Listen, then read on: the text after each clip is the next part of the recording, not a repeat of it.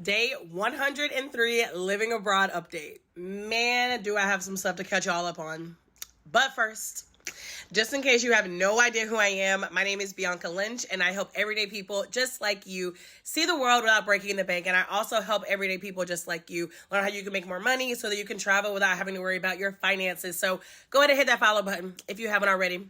Join the movement, sis. Okay, so first of all, we're still in Japan. I think the last Living Abroad update I did was whenever we were in China, and China was a whirlwind because, yeah, go watch that video.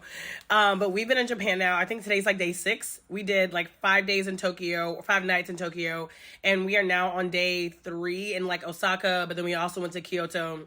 Anyway, we're in Japan for 3 more days. Y'all, it's been wild. It's been really wild. Japan is, it sounds so lame to say the word cool, but it really is a cool place. Would I live here? No.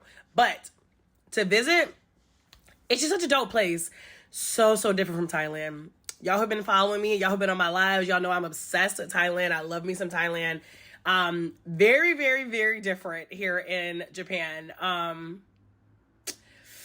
So many things I want to say. So far, Japan has been one of those trips where I've just really had to remind myself that you can never do it all when you travel. And there's nothing wrong with that.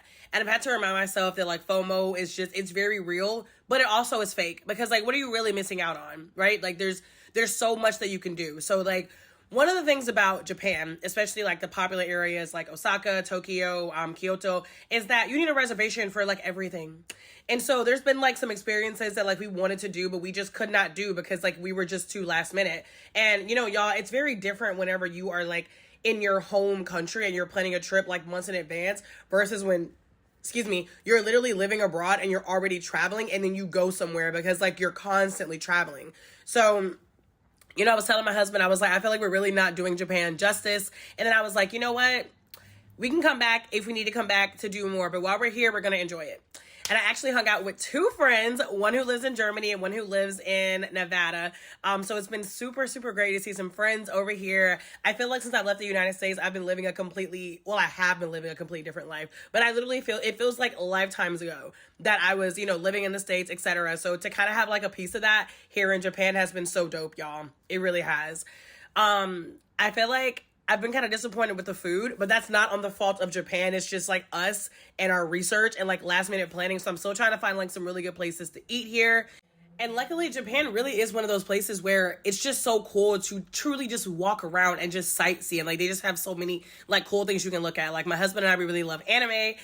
The couple that we met up with that lives in Germany, they love anime as well. So we went to the biggest anime neighborhood in Tokyo, which is really cool.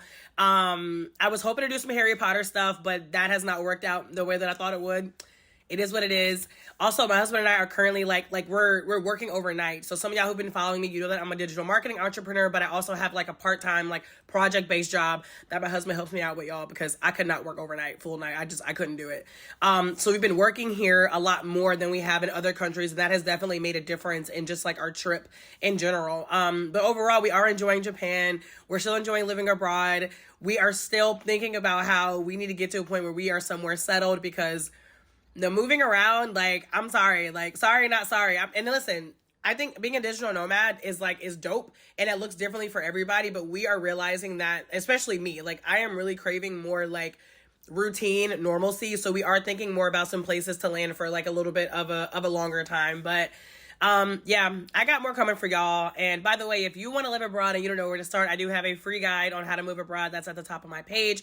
And feel free to ask me any questions. My service hasn't been great here, so I haven't been going live as much, but we'll be back in Thailand on Monday. So I'll be back to that too. And you can subscribe if you don't want to miss any of those.